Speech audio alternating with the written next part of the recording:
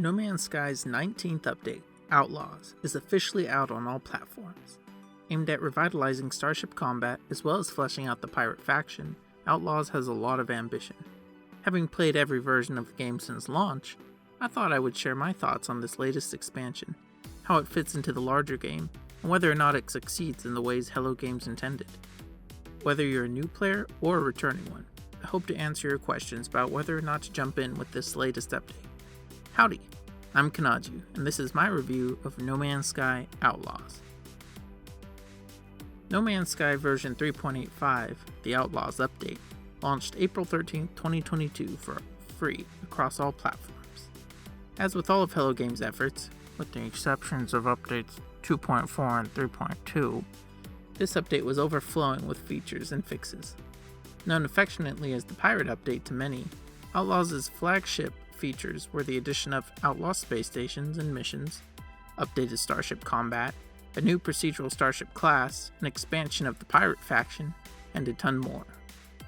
The update also included Expedition 6, the Blighted, but more on that later. So that's a lot of free content, but what does it actually mean for players new and old? Let's dive in and find out. With so many things added all at once, it can be difficult to know where to start. So let's start with the new Outlaw space stations that serve as the center point for many of the new features. Now, let's be real for a second. The space stations in No Man's Sky have always been a little bland. Over the years and across several updates, Hello Games have added new vendors, NPCs, and other features that make them important stops for any player. However, these large open stations often feel quite cold and empty. With the Outlaws update, however, HG truly outdid themselves and created one of the most atmospheric, lived-in spaces in the entire game.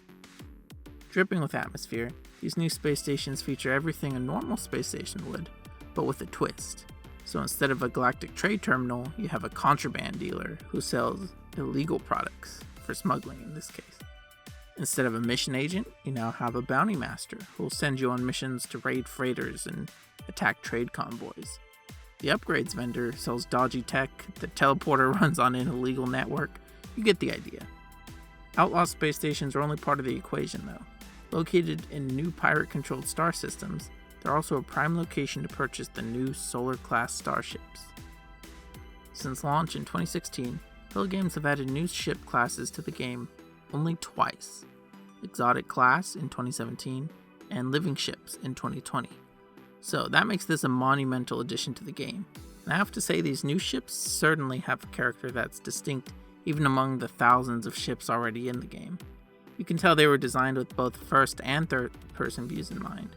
The transforming engines and extending sails make for pure eye candy from within the cockpit as well as from the exterior. These sails aren't just for show though. They greatly increase the ship's pulse engine efficiency and automatically recharge the launch thrusters. They feel like a perfect fit among the game's already impressive list of starships. And unlike exotics and living ships, these new solar ships are easily available to new players, being available from C to S class in regular systems. If you want one immediately, simply find a pirate control system though for the highest spawn rates. Speaking of starships though, this update takes space combat to a whole new level.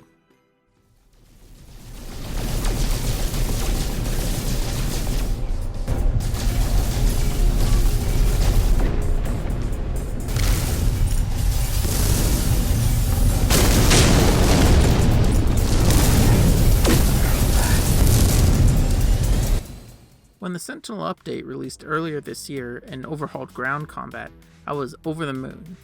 By revising existing gameplay loops and integrating them with newer features, Hello Games is able to enhance the minute-to-minute gameplay in meaningful ways. With Outlaws, HG took aim at starship combat, which had grown pretty stale since its last major overhaul in 2018 or so.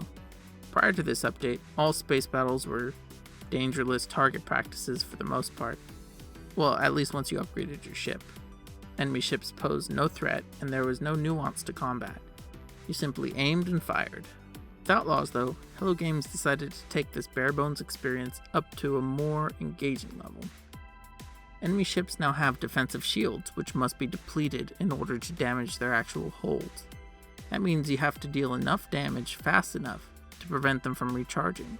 It also means weapons can now specialize in certain types of damage, either to shielded or non-shielded enemies. I find myself draining enemy shields with a cyclotron ballista before finishing them off with rockets, which coincidentally are now only super effective against non-shielded foes. It's still basic enough to be enjoyed by, casual players or people who are just looking to explore, but it also has just enough depth to be at least a little engaging for those seeking a little challenge, so I approve. Furthermore, in-atmosphere starship battles have become more prominent with the addition of planetary pirate raids. Pirates will randomly attack planetary buildings such as trade posts, planetary settlements, and more. And at launch, this occurred so frequently and so aggressively that many players had to take a couple of days off until it was patched, which, fair enough, it was kind of broken.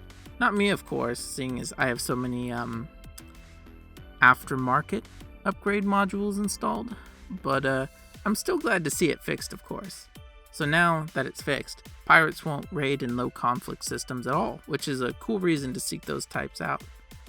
I also hope Hello Games further expands this feature to give, non-combatants more options, similar to space or sentinel combat. The option to pay them off, summon system authorities, or simply hide and wait it out would make a huge difference for many players. Or a system similar to Sentinel Pillars, where you can either destroy or pay off a pirate freighter to disable them for a time. Even as it is now, though, I think this new feature is super cool. It helps meld space and planetary gameplay together. Battles above planet surfaces are often more interesting, simply thanks to canyons, mountains, and other terrain you have to avoid. Another new addition, though, that blends space and planet surfaces are the new frigate fleets. These impressive vessels warp in just above the surface and cross the sky before warping out again. It's not significant gameplay-wise, but it does so much to make the universe feel more alive. You see, we never see freighters or frigates move in space, so to finally see them in motion after all these years, it's a special sight indeed. Plus, if you catch them in your ship, it's truly epic to fly alongside them. The hits don't stop here, though. Another long-awaited space fantasy arrives in the form of hireable NPC Wingmen. You now have the ability to hire almost any NPC pilot into your personal squadron. They'll join you in battle and help keep enemy shields from regenerating when your weapons overheat. You can also call them at any time if you just want to practice your spinning maneuvers. They're even rated for atmospheric flight. This feature integrates seamlessly with the rest of Starship combat, and I think it will appeal to both admirals and ace pilots alike. Each wingman slot costs nanites to unlock, quite a bit actually, so it gives us another reason to collect and hoard those. All of these improvements and additions culminate into significantly better Starship gameplay. In order to highlight this, most of the Pirate Bounty Master's new missions involve assaulting freighters, trade convoys, and rival pirates in space. This helps the update feel very cohesive and ensures as you're enjoying one new feature, you're also experiencing another in most cases. So besides improving Starship combat, this update adds a fair number of other great things. Capes, for one, are finally here and they look incredible. Cloth physics simulation has been added, and with it, the possibility of exciting new cosmetics and fashion choices in the future, such as scarves, half capes, trench coats, and more. The accompanying Shroud of Freedom is the game's first hood, and well, just look for yourself. Have you ever seen an astronaut look so good? I mean, damn, I look good, right? Go ahead and leave a comment below if you want to tell me how good I look right now. But getting back to the review, you unlock this shroud through a new quest line. It's short but sweet. You can complete it in maybe an hour or so, and it serves as a sort of in-game introduction to a lot of the new features, including the new space stations. So I'd recommend everyone give it a try. It's short, you get a cool customization, and it's always fun to do pirate missions, right? So besides allowing me to look even more like a badass than before, the update includes several quality of life improvements. You can now have 9 ships instead of 6, that's a big deal. You can switch primary ships on your freighter, which is convenient. Specific weird sea life has returned to the oceans after missing for 5 years. That's a little bit hard to explain in this video, but rest assured it's a good thing. Ships also now have cargo inventory space, which is incredible. And with this, the latest patch also added the ability for hauler class ships to have more cargo inventory than other ships. And that's fantastic because that was their original purpose. And with the ability to now upgrade our own ships, it kind of defeated the purpose. So I'm glad to see that, given back to haulers as an advantage of using those. Getting back to the list, numerous visual effects have also been improved, once again ensuring this is the prettiest the game has ever looked. And of course, a big old pile of bug fixes. Great as always. Lastly though, let's talk about the accompanying expedition season, the Blighted. No Man's Sky's expeditions are time-limited game modes that present the player with specific milestones to accomplish in order to earn exclusive rewards. The latest, Expedition 6, the Blighted, is a success in two major ways. First off, it's a success narratively. It features a unique storyline about pirates and treasure full of mystery and swashbuckling action. Secondly, it succeeds in taking advantage of the update's new features. For whatever reason, expeditions rarely have anything to do with their accompanying updates. This is something I've never understood. For example, the last Sentinel combat update was accompanied by the Exobiology Expedition, a study of animals and baking. Believe it or not, I'm not even making that up. So combat and Sentinels were nowhere to be found in that expedition. On the other hand, this new Blighted expedition is a full pirate adventure. You fly your new solar sailboat across the galaxy, collecting the scattered portions of a pirate map. Along the way, you fight pirates and Sentinels in search of the truth. It takes some surprising turns and is easily one of the best 2 expeditions to date. I recommend it for experienced and new players alike. However, I wouldn't make it my primary save based on where it ends, but I'll leave that up to you. So, let's review. New ship combat adds depth. New pirate bases add atmosphere and gameplay opportunity. New ships add variety. New expedition adds adventure. And new capes add me to the pantheon of handsome spacemen. I didn't even mention the new smuggling gameplay. Oh my goodness, there are illegal goods, forged passports, cargo scan, deflectors, and a bunch of stuff I'm not even going to mention. Rest assured, it's pretty cool. But let me get to my final verdict. So, if I were to give it a rating, I'd give it a 9 out of 10. But since that's kind of arbitrary, suffice to say, I love this update.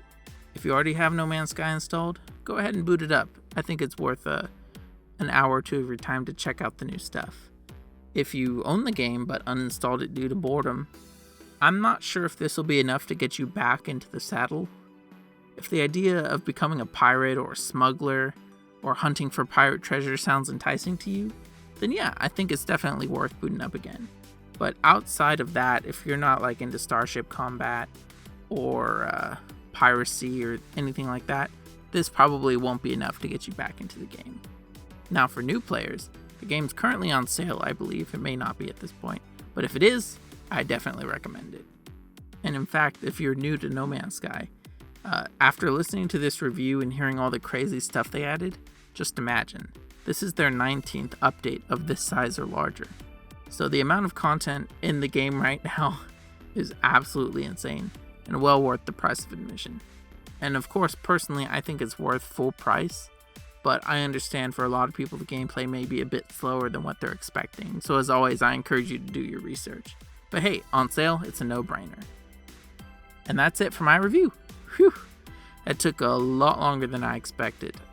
It's a different format than my previous reviews, so let me know what you thought in the comments below.